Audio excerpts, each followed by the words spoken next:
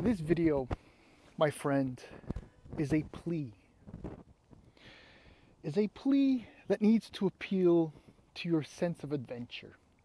That needs to appeal again to your individuality. This video is a request for all of you, well, a few of you watching this video, to not do like all your neighbors who all own premium badged SUVs. You don't want to be like everyone else. Because if you truly want to be original, if you truly want to experience something unique, luxurious, aesthetically pleasing, this is what you need to get. Okay, maybe not specifically this, but this body style. Yes, the long roof. Station wagons, as we all know, are an endangered species. And there are a few left. And most of them come from premium automakers. The Benz with the E-Class, hopefully it'll continue on. The A6 and Volvo.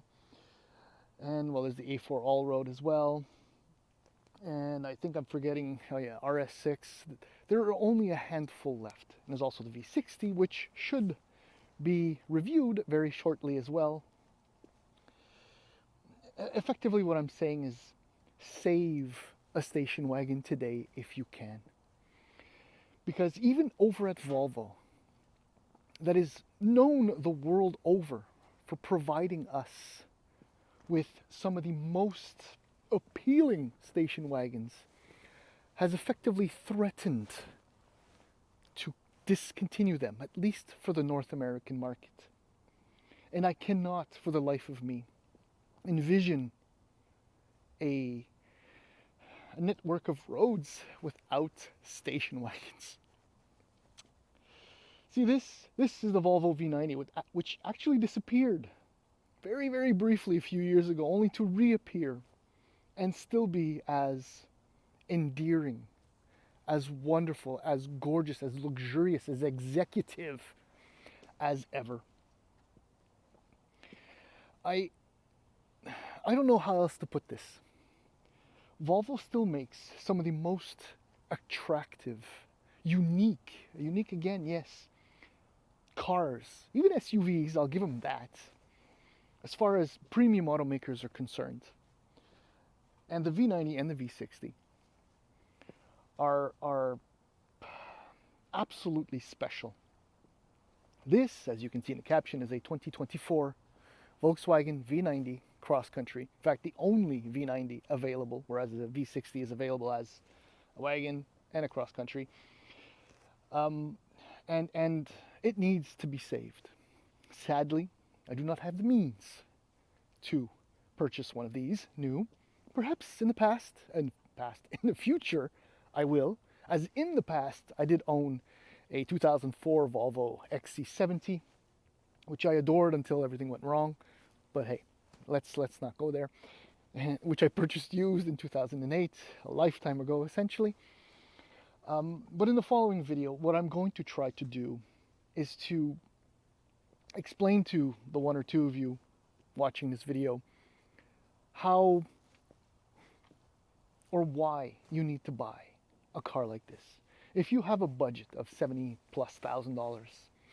don't buy an XC60 or even an XC90. I know, they're fine. Or worse, a GLE, well, worse, no, GLC, all, the higher trims, or a Q5. Q7 I would make an exception for. But the point is, nothing says more premium than a Volvo station wagon. I feel like I'm burning oxygen for absolutely no good reason. But I will do it anyway, because that is my job. I have taken this upon me. It's my duty to tell you how wonderful this car is and why you need to buy it. I can, as usual, summarize a few things. This particular V90 is very expensive. I would do a few things different, well, at least one, and it's probably not what you think it is. and would recommend that Volvo, because this is a cross country, change just one thing as or before it leaves the assembly line. Anyhow, in the following video, the walk around and a drive of this, as you know, mild hybrid, perhaps mild hybrid, as all Volvo vehicles are now electrified in one way, shape, or form, and that applies to the V90. Anyhow, please stick in there and enjoy this beautiful automobile with me. Now, I know I just said Volkswagen V90, but that's the residual effect of the trauma induced on me by Volkswagen not bringing back the sport wagon with the Golf. As you may or may not know, I am the proprietor of one such car, and there are very many of them in my immediate family. But anyhow, it is traumatic, believe me you. So pricing in the US, let's just get right into that. $59,800 for the base V90 Cross Country. That is one heck of a bargain, because in Canada, for the base trim, which is the plus, $70,200. With that, you get a 9-inch display, 12-inch digital IP. You get 19-inch wheels, a panoramic sunroof, leather heated front and rear seats, a power liftgate, Apple CarPlay, Google Assistant, so on and so forth. The level of equipment is pretty good. The sun is already low. But this version, as I kind of hinted, is much more expensive. This, my friends, is the Ultimate, which starts at $77,050.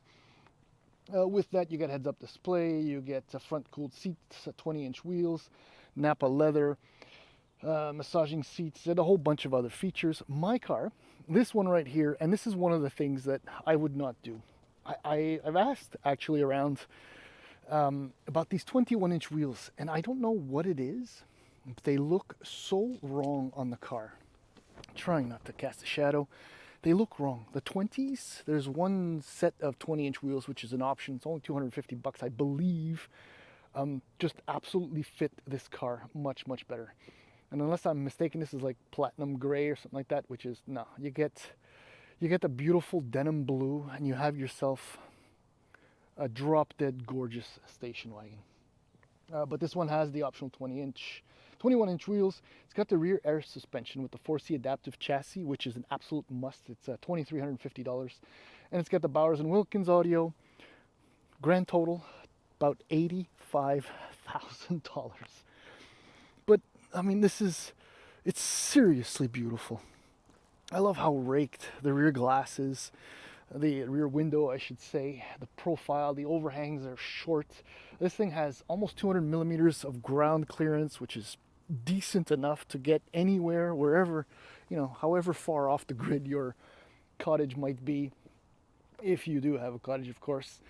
I mean, the Thor headlights are as gorgeous as always. There's just no bad angle on this car. It's just absolutely bang, stunning. Special effects, wow. Budget special effects, my friends. Oh yeah, and the one thing I would do differently, it needs raised roof rails. Volvo, raised. Just, I don't know, 3 centimeters. That's it. And I would give it just an even more rugged-ish look to go with the cladding, which is obviously hid behind all this muck stuff because, well, winter is here. B6, mild hybrid. I'll tell you more about that in a few moments. The boot, 551 liters. Now, it sounds to me like that's underselling it. There isn't much going on under here, as you can see, but it's very accessible. The opening is fairly wide. It works out quite nicely, I have to say. It's perfect for any Costco run or even weekend at the cottage if you got to bring stuff. Now, the interior. Absolutely stunning and to die for. Yeah, this is an available color. This is also included with the Ultimate rear sunshades, which is wonderful. Okay, I will admit that it is a little snug back here, especially with the big hump, but with the seats properly positioned, you could squeeze a small teenager or the regular sized teenager between the two seats. But if you look at the fit finish, the presentation, the seats, wait till you see the seats. Well, you've probably seen seats in a Volvo before already, but oh my goodness, look how thin they are. They're sublime, as always. Multiple way adjustable, even the lower seat cushion is adjustable, lumbar. I have to admit, the Bowers and Wilkins grills are gorgeous. The switchgear, albeit, you know, fairly old, still work beautifully. The wood, I'm not sure if this is not the ash, which is standard, but it's gorgeous. The fit finish is fantastic. Stepping aboard, this is another thing, the crystal shifter that comes with the Ultimate, which is kind of pointless in my opinion, but anyway. It's come to the point where now in 2024, 9-inch screen like this is, I can't believe I'm going to say too small for the price, but almost. But I'm sure this will evolve in the future, if it hasn't already. I haven't seen the interior of the EX30 or the EX90. I haven't really paid attention to that yet because I'm still hanging on to these station wagons. But look, it's fairly intuitive. Your Apple CarPlay, maps, and all of that. Various menus. Whoops, that's what I wanted to hit. You know, all your controls here.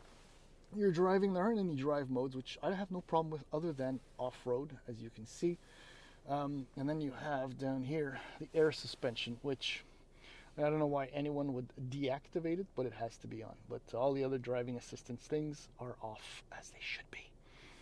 Again, fit finish. It's just, I mean, this it's beautiful. Visibility is fantastic, especially because the screen is so low. And there's a lovely opening here. And here's your 12-inch IP, which is very nice. It does have slightly different screens, nothing special here. Maybe your attention on that 12.2, just so you know. And you know what? That's essentially it. Time to go for a drive.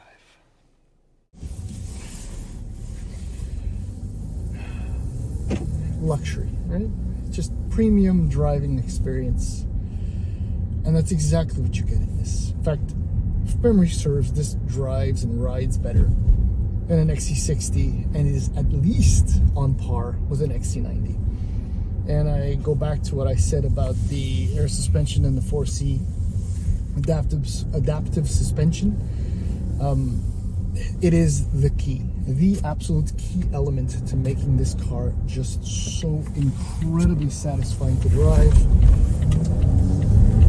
Because I do things like this, I don't know what to tell you. Because despite the fact that it is not manually adjustable, in almost 300 kilometers of driving so far, right there, I have found this car to be incredibly good. I mean, the ride quality, the refinement is exceptional. And as you perhaps maybe know, in the greater Montreal area, we don't have roads. We have, country roads everywhere. And even country roads probably where you live are in better shape than most of the roads in the greater Montreal area. All that to say is that even with the 21-inch wheels, ride is very good. So with the 20s, maybe even just a little bit more plush, I can't think of anything better than that. So get that option if you're getting one of these. What you will get, no matter what, is the V6 powertrain, mild hybrid, 2-liter turbo, and supercharged, with the 48-volt mild hybrid system for the starter, generator, and all of that. Total output is a very decent 295 horsepower at 5,400 RPM and 310 pound-feet of torque between 2,100 and I think it's 4,600 RPM, which is okay. This car weighs, I think it's 43 or 4,200 pounds, give or take, right in that area, which is enough to make this very entertaining to push around hard. Obviously, cross country and all-wheel drive is standard anyhow, which can send 50% of the power to the rear wheels, thanks to with the 8-speed automatic transmission, which has been, well, generally very smooth and effortless. Only on a few occasions, and this, I'm telling myself, might help to explain why fuel consumption isn't as good as it probably should be. Sometimes it refuses to upshift, which is kind of strange because, as I kind of pointed out, I'm averaging 12.2 liters per 100 kilometers in mixed driving, whereas Volvo says you can expect about 9.5 liters per 100 kilometers. I think that's optimistic. It it is very possible that I like to boot it a little bit more than I should, but I can't help it. So let's just say that 9.5, one way or another, is impossible to achieve, or next to. So expect between 10.5 and 11, which, given the size and the capability, this thing will tow, which is kind of strange because on Canada's website, it'll tow up to about 2,100 pounds, whereas in the US it is rated for up to 3,500 pounds, if I'm not mistaken. All that to say is that you can still tow your small boat or a small trailer, you know, for whatever activities tickle your fancy. Yeah, the engine, the power is really, really nice, and most of the time, the 2-liter engine actually sounds convincingly at ease with being pushed. Steering is fine. It is adjustable. There's a sports setting or a firm setting and the normal setting. Firm feels completely artificial and it's just not fun whatsoever. So in the normal setting, much, much better.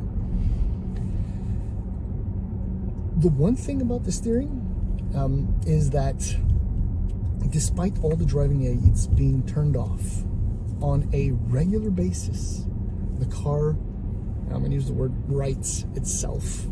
But I like to clip apexes and I like to drive. And the car will steer away from a line despite everything being off. That would be enough for me not to buy this car, or a Volvo for that matter. But, you know, for the average driver, they probably will never notice. Brakes are lovely, pedal feel is nice.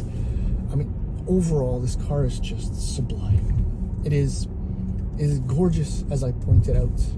The ride quality is, I'll use the same word, I think, exceptional. This is truly a luxurious station wagon. And I love it. I don't know that I'd buy one in the future, like I kind of said I might, used, of course, because I can't afford this new. But if you are thinking XC60 or X3, Q5, with a few options and the larger motor, just do yourself a favor, go check this out. Check out a station wagon, A4, A6, E-Class. And there's so few left, a V60, a V90, before they're all gone. Inevitably, they will go. Maybe Audi will bring one back. They have hinted that they will do so. So thank you, Audi, and maybe that'll spur other automakers to continue offering them. Yes, you can get a Porsche Taycan Cross Turismo or Sport Turismo, but that's a different category, stratosphere, whatever, price-wise. That's it. I love this car. I absolutely love this car.